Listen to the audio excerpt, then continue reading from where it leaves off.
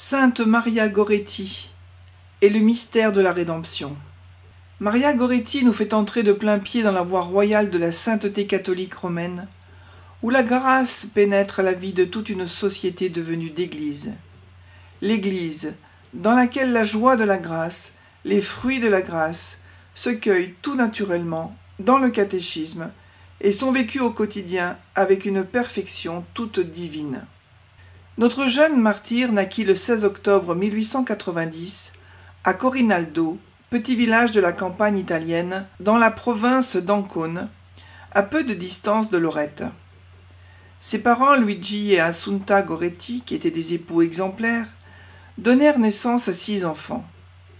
Mais bientôt la gêne s'installa dans cet humble foyer. Le revenu d'un modeste champ n'était plus suffisant pour entretenir la famille croissante. Contraint par la nécessité, Luigi Goretti prit donc la décision d'émigrer dans la région de l'Agro Romano, où il était facile de trouver du travail pour les pauvres gens. Il abandonnait ainsi l'air salubre dont les monts voisins enivraient sa ville natale, pour se transférer avec sa famille dans cette région monotone et triste des marais pontins, terre marécageuse infestée par la malaria. Comme si cela ne suffisait pas, la famille Goretti fut dans l'obligation de partager sa maison avec les Serenelli. Entre les deux familles, le contraste était total. Dans celle des Serenelli, un père brutal et buveur et son fils, orphelin de mère, qui a fait son éducation parmi les marins débauchés du port de Torrette. Chez les Goretti, la piété et la crainte de Dieu, une immense patience et un courage que rien ne rebute. Et en exemple à tous, Marietta, qui était l'ange de consolation de la famille. Hélas, la première récolte n'avait pas encore mûri, que Luigi était terrassé par la maladie impitoyable. Il rendit le dernier soupir le 6 mai 1900, à l'âge de 40 ans, après avoir reçu le réconfort des sacrements. Luigi avait été pauvre toute sa vie, et pauvre il demeurait dans la mort. Mais Jésus-Christ, Père des pauvres, l'accueillit dans son ciel de gloire, d'où il allait pouvoir continuer à diriger sa famille, selon les desseins de Dieu qui ne sont pas les nôtres. Et ce fut alors un concours de générosité entre la mère et sa fille. Assunta, au travail des champs parmi les journaliers, pour arriver à nourrir ses 6 orphelins, et Maria à la maison.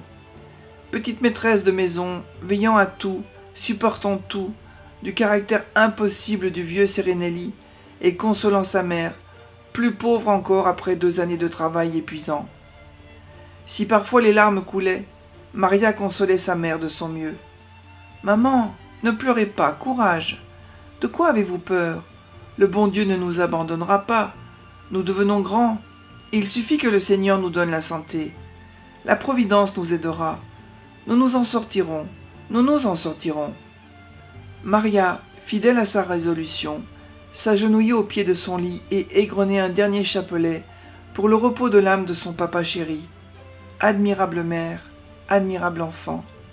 En mère de famille exemplaire, Assunta ne s'excusait pas de la pauvreté pour négliger ses devoirs d'éducatrice. Elle nous raconte cet épisode survenu avant la première communion de Maria. Une jeune fille qui se préparait comme elle à la première communion, mais plus âgée qu'elle, parlait un jour avec un jeune homme, tandis que Marietta puisait de l'eau à la fontaine voisine. La conversation n'était pas correcte, et ma fillette en resta scandalisée. Rentrée à la maison, elle me raconta tout, s'étonnant que sa compagne se prépare à sa première communion de cette manière. Je la grondai. « Et toi, Marietta, pourquoi es-tu restée à la fontaine écouter? Tant que mon broc n'était pas rempli, maman, comment pouvais-je faire? Tâche que ce qui t'est entré par une oreille en sorte par l'autre. Vois-tu, ma fille, ce dont tu t'étonnes chez les autres pourraient s'en étonner chez toi, si tu te conduisais mal. Oh, maman, plutôt mourir que de parler comme cela. » Assunta ne pouvait pas supporter l'impureté, et Maria, comme sa mère, eût préféré mourir que de pécher.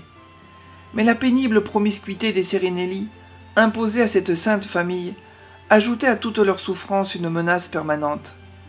L'assassin lui-même dira un jour l'extrême pudeur et pureté qui régnait dans cette famille, humble et craignant Dieu. Maria, rapporte Alessandro dans ses souvenirs, était instruite des rudiments de la religion, et souvent je l'ai vue, suivant les suggestions de sa maman, se transformer en maîtresse de ses frères et sœurs pour leur enseigner les prières.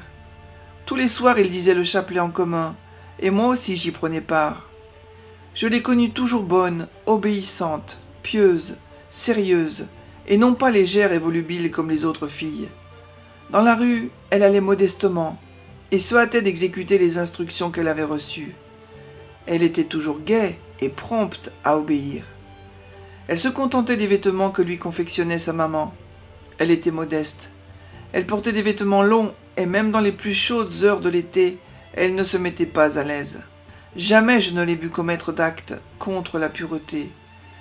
Un jour, brutalement, comme elle était seule à la maison assise à sa couture, Maria comprit qu'existait un danger tapi dans l'ombre comme un serpent.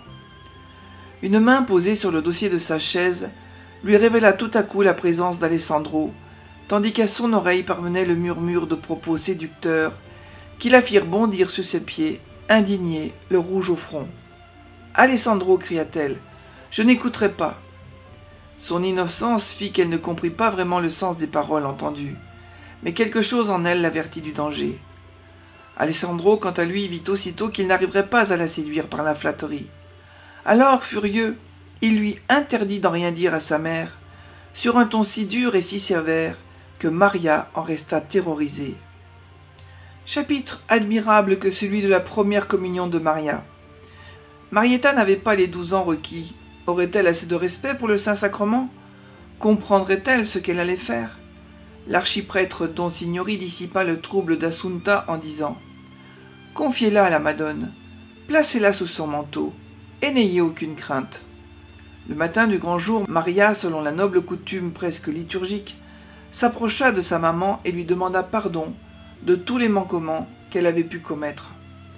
Tout en accordant pardon et bénédiction, sa mère lui dit à l'oreille « Va en faire autant auprès des Serenelli. » Fallait-il que la mère soit sûre de la force d'âme de son enfant pour lui imposer pareille humiliation?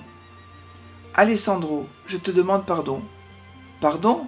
Mais pardon de quoi? Tu n'as rien fait. » Nous entrons alors dans un mystère de grâce et de miséricorde. L'enfant prédestiné n'a plus en pensée que le salut de celui qui perd son âme. C'était dans ces sentiments qu'elle avait fait sa première communion, comme une fiancée s'offrant à son unique époux pour la rédemption d'Alessandro. Le 5 juillet 1902, vers 15 heures, alors qu'elle reprit une chemise sur le palier de l'escalier, seule avec sa petite sœur Teresa qui fait la sieste sur une couverture, le reste de la famille étant non loin de là occupé à broyer le grain, Alessandro arrive et entraîne de force la jeune fille à l'intérieur dans la grande cuisine. Cette dernière se débat en s'exclamant « Alessandro, Dieu ne veut pas ces choses-là. Si tu fais cela, tu iras en enfer. » Vexé et fou de rage de ne pas parvenir à vaincre la résistance de Marietta, il l'attaque avec un poinçon de 27 cm de long à 14 reprises. Elle mourra vierge et martyre, violemment et douloureusement tuée par celui-ci, en pardonnant à son assassin et demandant en grâce de l'avoir auprès d'elle en paradis.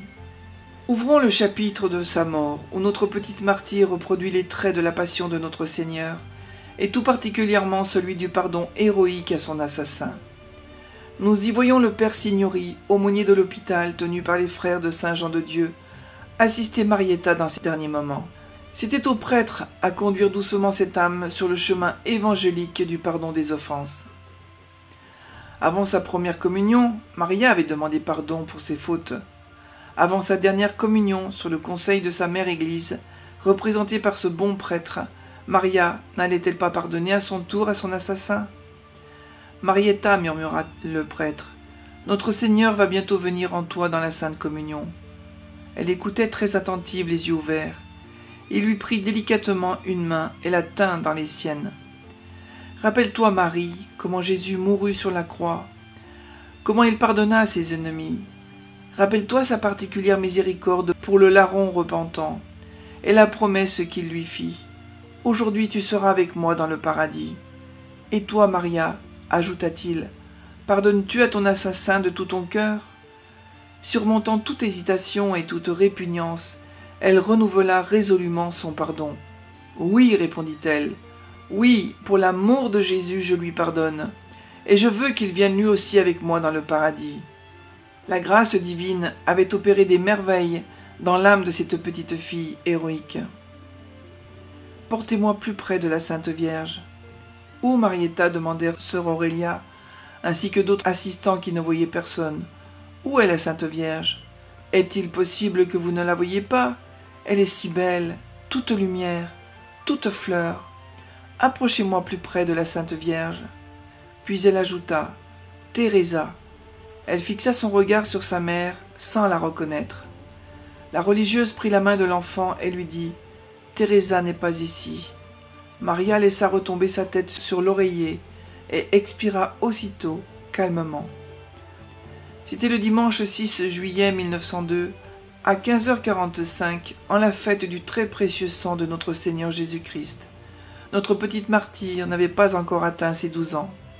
Elle sera béatifiée le 27 avril 1947 et canonisée par le pape Pie XII le 24 juin 1950. Condamné à la réclusion pour une peine de 30 ans, Alessandro fut conduit en Sicile et interné dans le pénitencier de Noto. Peu à peu, l'état d'esprit du détenu s'améliora. Mais comment pourrait-il changer radicalement, se convertir et retrouver par le repentir sincère de son crime l'amitié de Dieu et de ses frères? Maria elle-même y veillait. Elle avait son plan de vengeance évangélique. Une nuit de l'année 1910, Dieu permit qu'Alessandro eût un songe singulier. Ce fut la seule fois où je rêvais de Maria Goretti. Je rêvais que Maria, toute vêtue de blanc, cueillait, dans un jardin où je me trouvais, des lys d'une blancheur éclatante qu'elle m'offrait l'un après l'autre. Lorsqu'elle me les remettait, ils se transformaient en autant de lumignons allumés comme des cierges. Puis elle disparut. Alessandro n'était plus le même. Ce songe versa dans son âme le désir d'entrer dans de meilleures dispositions. Il se sentit renouvelé par une impulsion qui le portait au bien. Il comprit bientôt que Dieu avait déjà mis tout en œuvre pour le sauver, par égard pour le sacrifice de Marietta. Il demanda publiquement pardon dans une lettre qu'il écrivit à l'initiative de l'évêque de Noto. « Je regrette doublement le mal commis parce que j'ai conscience d'avoir enlevé la vie à une innocente qui, jusqu'au dernier moment, a voulu maintenir, sauf son honneur, se sacrifiant plutôt que de céder à mes volontés. Je déteste publiquement le mal que j'ai fait, et j'en demande pardon à Dieu d'abord, et ensuite à cette pauvre famille désolée, et j'ose espérer que moi aussi je pourrai obtenir le pardon. » Alessandro sortit de prison en 1929, et c'est longtemps après, en 1934, qu'il rencontra Assunta, chez le curé de Corinaldo, dont elle était la servante. Il lui demanda pardon pour que son expiation soit véritablement complète. Le cœur miséricordieux d'Assunta s'était laissé toucher. « Assunta, dit-il, les yeux baissés, me reconnaissez-vous? Oui, mon enfant. Me pardonnez-vous? Mon fils, Dieu t'a pardonné. Marietta t'a pardonné. Je te pardonne, moi aussi. » Désormais, Alessandro, menant une vie pénitente et obscure à l'ombre d'un monastère, sera comme un enfant bien simple, mais toujours avec la pensée qu'il n'a pas assez expié sa faute, ne laissant passer aucune occasion de manifester son repentir. Il mourra en 1970. La conversion d'Alessandro par la médiation de Maria et d'Assunta est le chef-d'œuvre de la grâce, de la prière médiatrice, du sacrifice et du pardon. Petite Marietta, priez pour nous. Sainte Maria Goretti, priez pour nous.